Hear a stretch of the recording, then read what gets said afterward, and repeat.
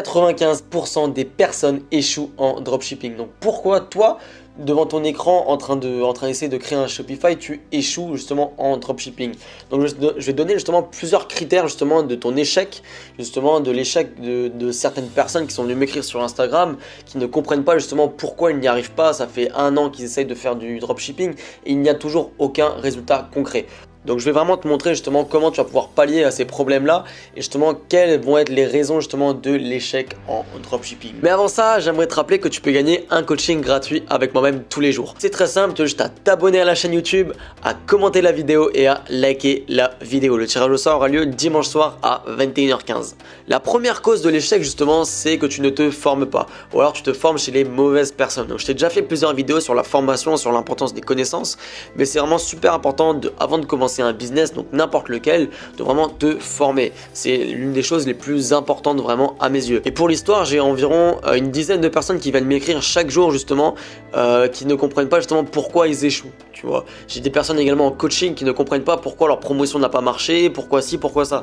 Et à chaque fois, le problème est toujours relevé parce qu'en fait, c'est justement qu'ils ne se forment pas chez les bonnes personnes, ils n'ont pas les bonnes connaissances et ils pensent justement être formés. Et ça, c'est vraiment la pire des erreurs. Si tu penses être formé, mais tu n'es pas formé, tu n'as pas les connaissances nécessaires pour faire du dropshipping. Donc je te rassure, c'est pas très grave si c'est comme ça. Tu as justement à aller chercher les connaissances chez les personnes qui ont des résultats. Et ça, c'est justement très important là-dessus que tu comprennes ça, qu'il faut vraiment justement que tu aies les bonnes connaissances pour justement avoir les compétences. Le deuxième problème que j'ai pu voir justement chez les personnes qui échouaient en dropshipping, c'est tout simple, c'est qu'en fait ils font les choses à moitié. Ils font vraiment pas les choses à 100%. Et justement, le business comme le dropshipping, c'est un business où il y a beaucoup de concurrence. Surtout maintenant en 2020, il y a énormément de concurrence. Du coup, c'est un business où il faut se consacrer pas mal de temps quand même. Vous voyez, c'est plus comme avant où on peut faire juste 20 minutes par jour et peut-être faire des chiffres. Tu vois, alors que là maintenant, ça demande déjà un peu plus de temps, un peu plus de rigueur et justement des actions à poser tous les jours. Sauf que les personnes qui viennent m'écrire justement, qui ne comprennent pas pourquoi ils échouent, et ben justement, ils passent peut-être 1 heure par jour justement à faire quelque chose. Et ça va vraiment justement pas être bon justement dans tout ce qui est productivité, dans tout ce qui est résultat également. Vous voyez, parce que si on passe par exemple 1 heure par jour à faire un site, je veux dire au bout d'une semaine on a à peine fini le site. Donc voilà, donc là c'est assez compliqué là-dessus. Donc faut vraiment pas faire les choses à moitié quand on se lance en dropshipping. Il faut justement mettre toutes les chances de notre côté pour réussir. Qu'est-ce que j'entends par mettre toutes les chances de notre côté pour réussir? C'est justement faire vraiment les étapes justement nécessaires à vraiment avoir des résultats.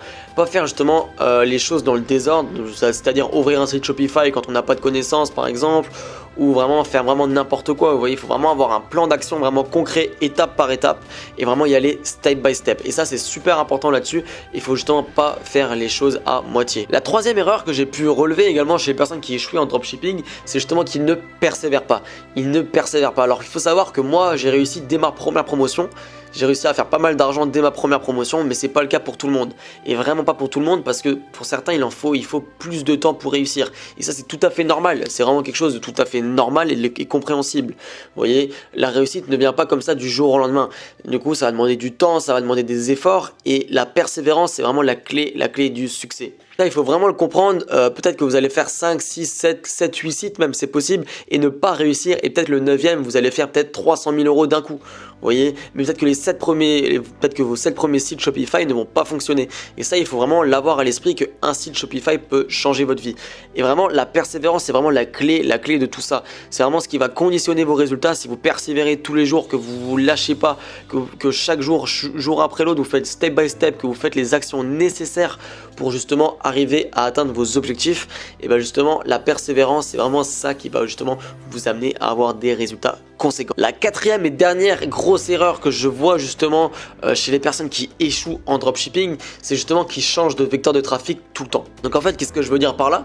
C'est qu'en fait, ceux qui ont commencé sur Facebook Ads, après rebasculent sur le marketing d'influence, et après, s'ils se disent ça marche pas, ils rebasculent de nouveau sur le Facebook Ads. Et vous voyez, et justement, à chaque fois, cette bascule justement, ça va justement créer un décalage justement dans votre business. Et ça, c'est vraiment une grosse erreur justement à ne pas faire, parce que justement vous allez justement aller vraiment à votre échec justement en faisant ça. Tout simplement parce que l'expérience que vous allez engranger sur Facebook Ads, si vous échouez sur Facebook Ads, c'est pas grave, c'est vraiment pas grave, et du coup maintenant vous saurez comment justement ne plus faire cette erreur là. Alors que si vous basculez à chaque fois de l'un à l'autre, les erreurs elles vont revenir, elles seront consécutives, vous voyez.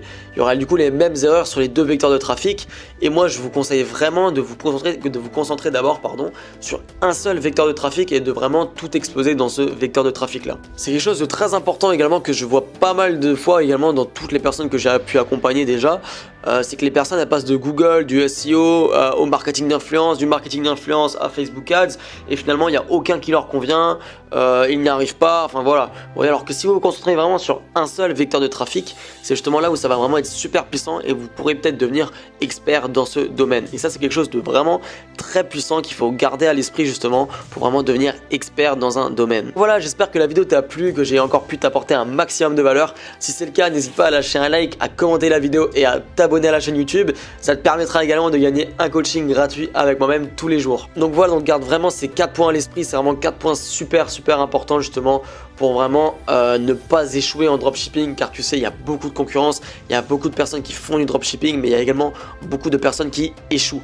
Donc voilà, donc là je t'ai donné vraiment les 4 points vraiment primordiaux pour justement ne pas échouer en dropshipping. Donc voilà, donc moi je te retiens pas plus longtemps, je te dis du coup à la prochaine et explose tout mon gars. Allez, ciao.